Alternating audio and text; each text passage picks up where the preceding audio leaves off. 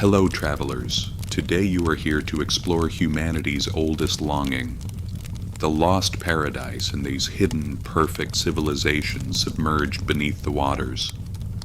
Close your eyes and drift into imagination. We travel to 360 before Christ, to Athens, to Plato's academy. The aged philosopher was 67 years old, his hair streaked with white, weariness flowing from his eyes, yet they still continued to shine. His students sat in orderly rows beneath the shadow of marble columns, and Plato began to speak. "Let me tell you a story passed down from my ancestors," he said, his voice soft and rhythmic, almost like a song. 9,000 years ago, beyond the Pillars of Hercules, at what we now know as the Strait of Gibraltar, there was an island, a vast and enormous island, larger than Europe and Asia, and its name was Atlantis. The students leaned forward, holding their breath, and Plato continued. The Atlanteans were far more powerful than we imagine. They were wealthy. Their temples were covered in gold and silver. Their canals were made of bronze, and they used a mysterious metal called orichalcum, red and golden in color, now lost to time. Their philosophers were wise men, but then they fell into pride and arrogance, and the gods punished them. In a single day, earthquakes and floods came. Atlantis sank, the ocean swallowed it completely, and only its memories remained. Finally, this story was written into the dialogues Timaeus and Critias. And for 2,400 years, people kept wondering, was it real or merely a fabricated tale of lies? Was Plato offering a moral lesson or revealing a historical truth? Scientists searched endlessly in Santorini, Cyprus, southern Spain, the Bahamas, even Antarctica. But they found no trace, no evidence. Perhaps Atlantis never existed. Perhaps it was entirely a product of Plato's imagination. Or perhaps it did exist, and it is still somewhere out there beneath the water, silently waiting to be found. We move forward 2,000 years, to 1864, to the British Museum in London. There was a zoologist there, Philip Sclater, around 35 years old, wearing glasses, a serious man, studying lemur monkeys. There was a major problem. Lemurs were found in Madagascar and India, but not at all in Africa. How could that be? How could they have crossed the sea? And Sclater developed a theory and said, in the past, there was a land bridge between Madagascar and India, and lemurs crossed over it, and later the continent sank. This land was given a name, Lemuria, inspired by the lemurs.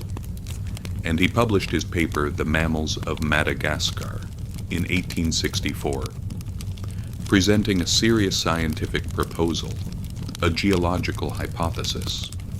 But then something happened. The theory transformed and evolved, and the Russian spiritual leader Helena Blavatsky appeared, the founder of Theosophy, the author of The Secret Doctrine, in 1888. She took Lemuria from science and turned it into a mystical legend. Blavatsky wrote that Lemuria was real, but it was not merely a land bridge. It was a great civilization where the third root race lived and perished. The Lemurians were 4 meters tall, had a third eye in the center of their foreheads, possessed unusual powers, and could communicate telepathically. But then they underwent a spiritual decline. Their continent sank forever. Their souls were reborn within us, and we are their descendants. This story spread across Europe and America. People believed and began searching. Lemuria was no longer science. It was faith, a quest, the longing for a lost paradise. And now we go to 1926, to another name and another continent called Mu. There was a man named James Churchward. an English officer, 66 years old with a long white beard, and he published a book, The Lost Continent of Mu. His claim was this: in a temple in India, I met an old priest who showed me many ancient tablets, the Nakul tablets, perhaps 15,000 years old. I read them, deciphered them, and learned that in the middle of the Pacific Ocean, there was a vast continent, Mu. It was different from Lemuria, located further west, and exactly 64 million people lived there. Its capital was Hieratic City. It had 7 sacred cities, and Mu was the mother of all civilizations. Egypt and the Maya learned from Mu. Indian civilization came from Mu. In 12,000 before Christ, Mu sank into the depths of the ocean. Volcanic eruptions, earthquakes, giant waves, and only the Pacific Islands remained. Hawaii, Easter Island, Tahiti. These were the peaks of Mu's mountains, the parts left above water. People loved this story too because it offered a romantic, mysterious past, a forgotten perfection. Churchward even presented evidence. The Moai statues of Easter Island, the giant stone faces. He said these were remnants of Mu. But scientists examined the claims and said, no, the Nakul tablets do not exist. No one has ever seen such things. Churchward fabricated them, and there is no geological evidence whatsoever for a sunken continent in the Pacific. Plate tectonics shows that there was never a continent there, only ocean floor, basalt rock, everything except a continent. But beliefs never stopped, because belief does not need facts. Belief needs longing. People longed for a perfect past, a lost paradise. Now, let us slow down. Was this not the real question? Why did people so desperately want lost continents to exist? Why were Atlantis, Lemuria, and Mu so compelling? And perhaps the answer was this: we were unhappy. In the 19th century, Europe was industrializing. Factories were filled with smoke, cities were polluted, workers were oppressed, and people looked on and imagined the past, convincing themselves that once there had been a better place, wiser people, a golden age, and that we were the increasingly corrupted descendants of that age. And if we could find that lost civilization and reach their wisdom, perhaps one day we too could be saved. Perhaps we too could become perfect. This was not only the 19th century, it was always so. Every civilization created its own Golden Age myth. For example, when the Greeks spoke of the Golden Age, the time of Cronus, they said everyone was happy, there was no need to work, the land produced fruit on its own. Jews spoke of the Garden of Eden, of Adam and Eve before the serpent came, before sin existed. The Sumerians had Dilmun, the Aztecs had Aztlan, the Celts had Avalon, the Chinese had Mount Panglai. All the same story under different names. Once there was a perfect place, but we lost it, and we continue searching for it. Perhaps this search, this longing, was the essence of humanity itself.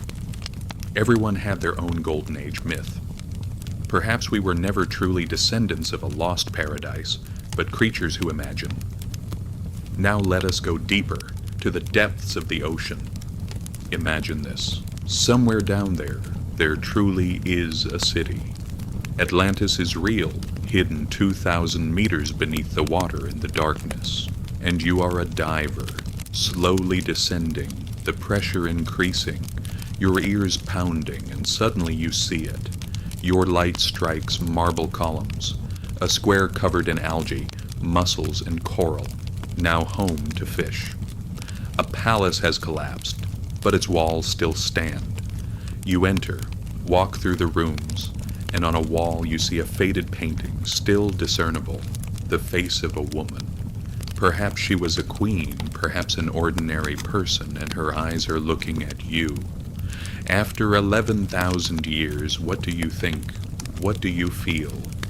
Sadness, connection. Because that woman once lived in the past too. She breathed, loved, and cried. And then the waters came. Everything ended. But that moment, that gaze, is still there beneath the water, in the darkness, waiting. And so it is tonight. Now sleep, travelers, deep and peaceful.